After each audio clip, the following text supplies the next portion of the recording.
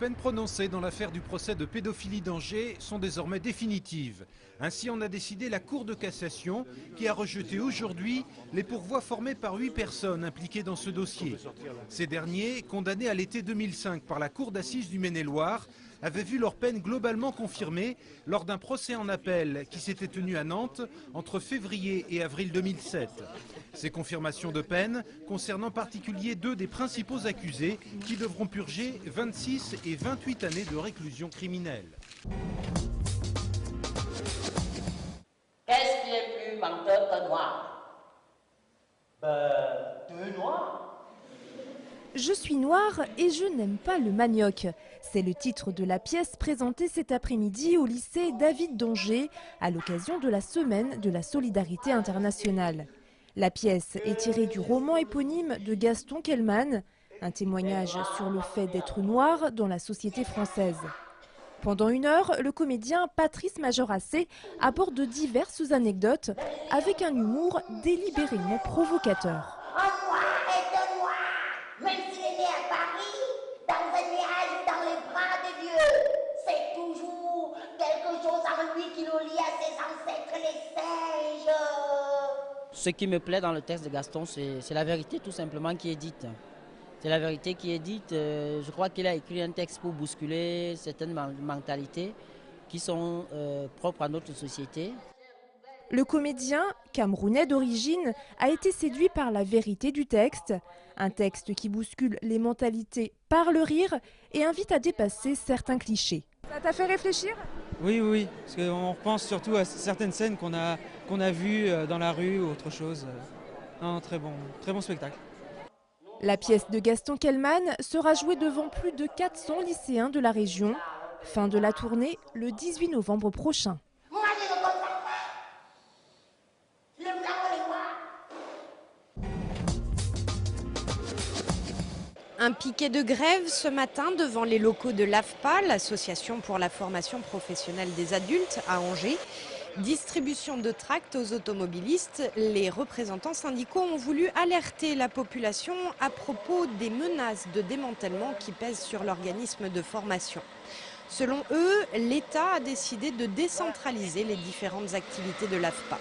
Notamment la restauration, l'hébergement gratuit pour les demandeurs d'emploi qui sont loin de leur domicile, l'accompagnement psychopédagogique avant et après la formation, et pendant et après la formation. Donc tout ce que l'institution propose aujourd'hui aux demandeurs d'emploi va disparaître. C'est le début du démantèlement de l'association qui forme des demandeurs d'emploi depuis l'après-guerre. Aujourd'hui à l'Assemblée nationale, les députés devaient examiner et voter le budget de l'AFPA pour 2009.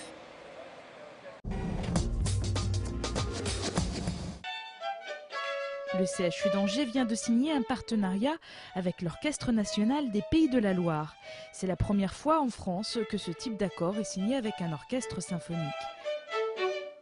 Ainsi, chaque mois, des musiciens viennent au service de pneumologie proposer des petits concerts en groupe et dans les chambres. Une véritable bouffée d'oxygène quand on doit lutter contre la maladie. Il faut savoir que l'hôpital n'est pas un lieu de vie pour les patients, mais il devient un lieu de vie par obligation. Donc l'important, c'est d'essayer de leur rapporter des choses qui soient autres que du soin curatif, mais des choses qui leur apportent du bien-être, et la musique en fait totalement partie. Moi, la dernière fois, il y a une infirmière qui a dit en voyant un patient, je venais faire un massage, mais de toute évidence, il n'en a pas besoin. Il n'a pas besoin de se relaxer parce que le violon avait fait son effet sur le patient. Il était totalement détendu dans son lit, donc tout était gagné, quoi. On avait tout gagné par une autre façon de soigner, par la musique. Après une demi-heure de violon dans des répertoires variés, l'ambiance est détendue. Les patients rejoignent leur chambre avec le sourire. La musique, c'est un plus. Ça fait du bien. Ça fait du bien à la maladie. Ça doit être remboursé par la Sécu. Et en quoi c'est quelque chose d'indispensable ? Je sais pas, pour le moral et puis les souvenirs. C'est à la fois très chaleureux et très agréable, mais aussi très intimidant, parce que ce ne sont pas nos conditions habituelles. Nous avons senti beaucoup de sympathie autour de nous. Nous attendons de recommencer avec impatience. Ces concerts sont financés par le CHU et l'ONPL. Des mécènes locaux et nationaux sont recherchés pour pérenniser cette action.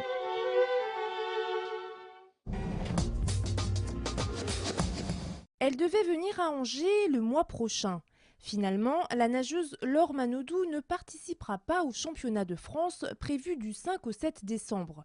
C'est ce qu'elle a annoncé hier sur son blog. La nageuse a décidé de ne pas faire de saison en petit bassin.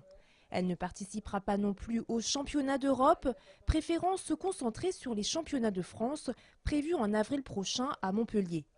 En revanche, le médaillé olympique Alain Bernard sera présent à la piscine Jean-Bouin en décembre prochain.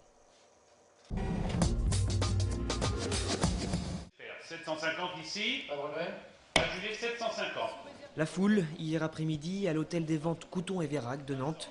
300 lots étaient mis aux enchères pour la succession de Julien Gracq.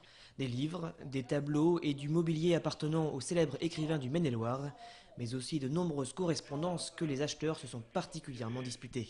Il y a deux objets mythiques. Il y a la correspondance d'André Breton et aussi la lettre de Colette que Colette lui adresse pour le prévenir de son prix Goncourt en 1951. La correspondance d'André Breton a fait 75 000 € et la lettre de Colette 21 000 €, ce qui est un prix très important. Au total, la vente a rapporté 800 000 € à la famille de Julien Gracq. Parmi les acquéreurs, les anonymes étaient quelque peu dépassés par les sommes atteintes, mais l'essentiel pour eux, c'était bien d'être présents. Si ça partait pas cher, j'aurais peut-être eu une faiblesse, mais je n'aurais pas dépassé 100 ou 200 € maximum. Les enchères sont épouvantablement hautes, donc je n'ai pas beaucoup d'illusions, enfin l'espoir fait vivre. Autres acheteurs, les institutionnels, au portefeuille plus garni. La ville de Nantes s'est ainsi portée acquéreur, entre autres, du livret scolaire de Julien Gracq, mais également des livres dédicacés par son ami de toujours, André Breton. Nous le mettrons à disposition des chercheurs et comme nous préparons une exposition sur les rapports entre Nantes et le surréalisme pour la fin de l'année 2009, ce sera l'occasion de les montrer aussi. Épreuve du succès de cette vente Julien Gracq, les enchères n'étaient pas seulement dans la salle. À l'autre bout de l'Atlantique ou de la Manche, le téléphone marchait à plein régime.